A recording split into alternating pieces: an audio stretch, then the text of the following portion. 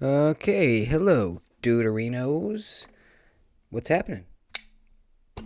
You might guess that we have because we have the disassembly mat out here, that we are doing some disassembly. We are, in fact, changing out some hardware on the old XM-18. Uh, what I did was, I was a dumbass and I ordered some titanium blue, anodized blue hardware for the Hinderer XM-18 3-inch.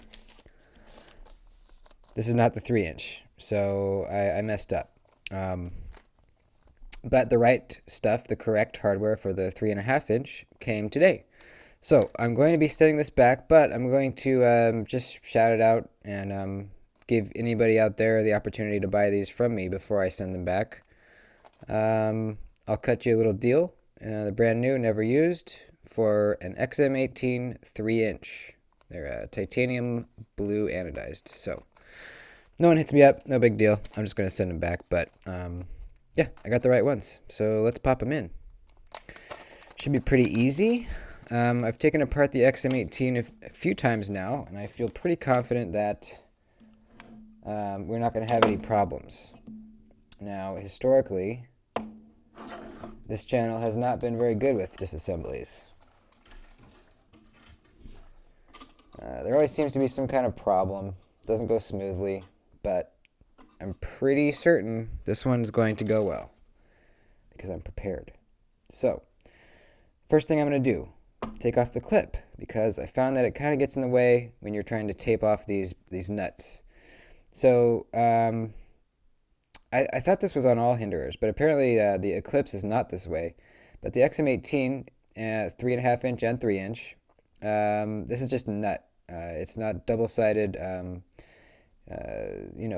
head, basically. So these things they go through the barrel spacers, and this hardware threads into that nut. But these fall out very easily. They just slide out of here. So it's very helpful to put a piece of tape on there. We're not going to put a piece of tape on these because they're being replaced. But once we slide the new ones in there, we are going to tape them so that they do not go everywhere. So that was a little trick that I saw in a video.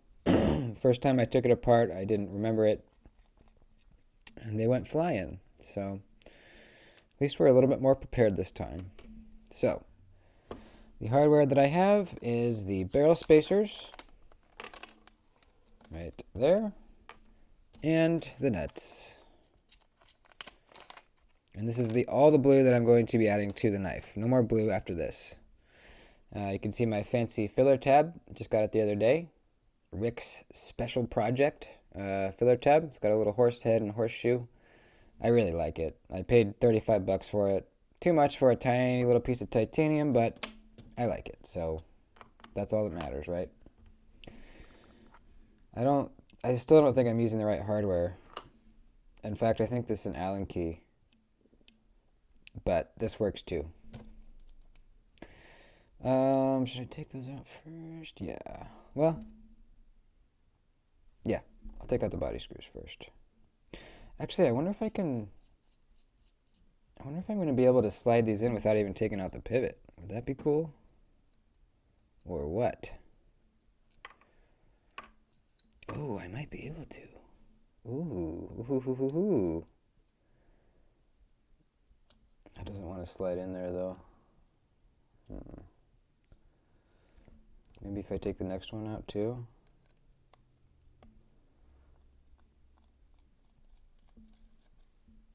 Give it a little bit more room to breathe.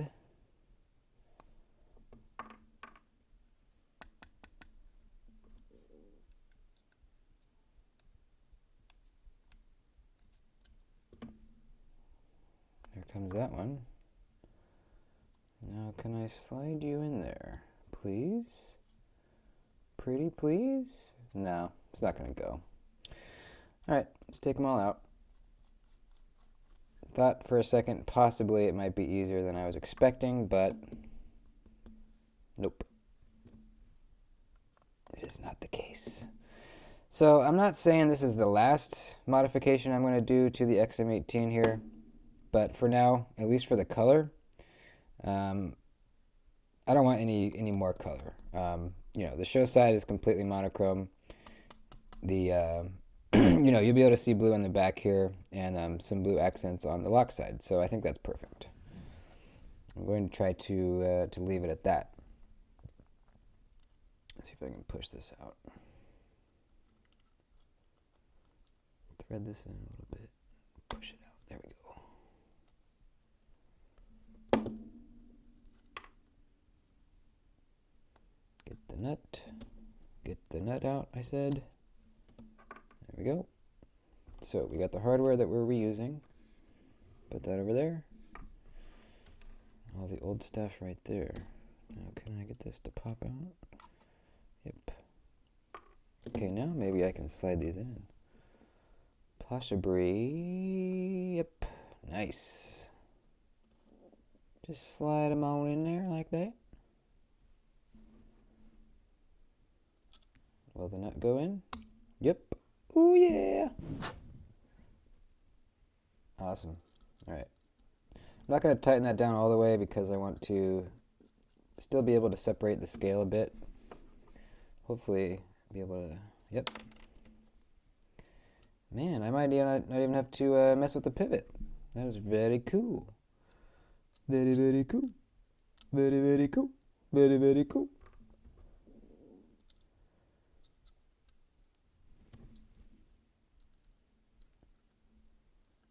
So how are you guys doing today?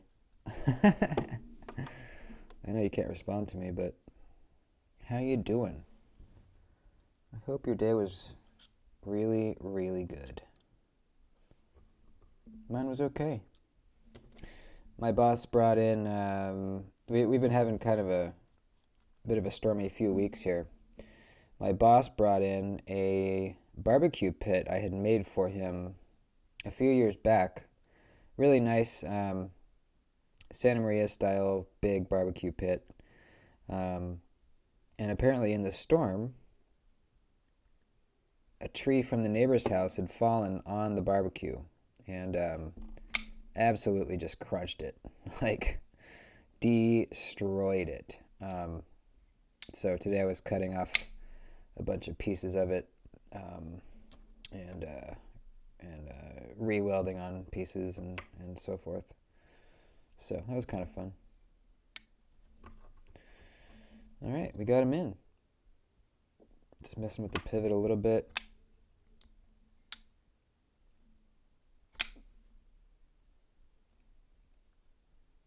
Very slight blade play. There we go. Perfect. Oh yeah.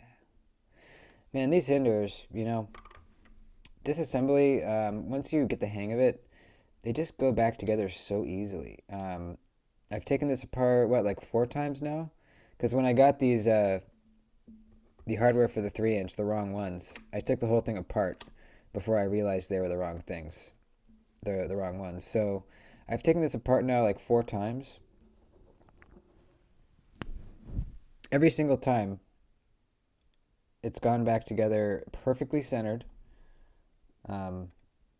It takes a little bit of adjustment, obviously, with the pivot to get no blade play and the good action. But that's just the name of the game. But every time centered, like 30 seconds, even less, 20 seconds of messing with the pivot, you're rock solid with no blade play and perfectly centered. So that's just awesome. Sweet, look at that. I'm digging it, man. I like that it has no color here. Then you flip it over, you see, ooh, what's that? Look at that. We got some blue things there. And then you turn it over and you say, ooh, what is that? What is that? What is that? Ooh, that's special. I love it. Awesome. Well, pretty short video, but hey, first disassembly that went super smoothly. How about that? Gosh, I love this knife. You guys are probably tired of hearing me say that by now, but it's just so good. Just so good. I just filmed the review of this knife. You probably, well, I don't know. You probably have already seen it by the time you see this one. Um, I was a little hesitant to review this knife just because I love it so much. Um, my opinion of it might be a little biased. I can point out things about it that I think could be improved or I wish was slightly different. I'm capable of doing that. So I think I did the review. And I think I did it pretty fairly. The few, I mean, if you watch the review, you already know. But the few things that I thought could be improved or, well, see, here's the thing. On any other knife, these could be issues. On the Hinderer, though, to me, they're not issues. I'll explain why. The clip here is really not deep carry at all. You have quite a bit of the knife sticking out of your pocket. Typically, that would bother me, but it does not bother me on this knife because, they do sell deep carry clips for these knives. You can get them, but they look weird. They don't look right on the knife. This clip looks right on the knife. This clip is perfectly shaped and sized for this knife. And when you put a deep carry one on there, it just looks really weird.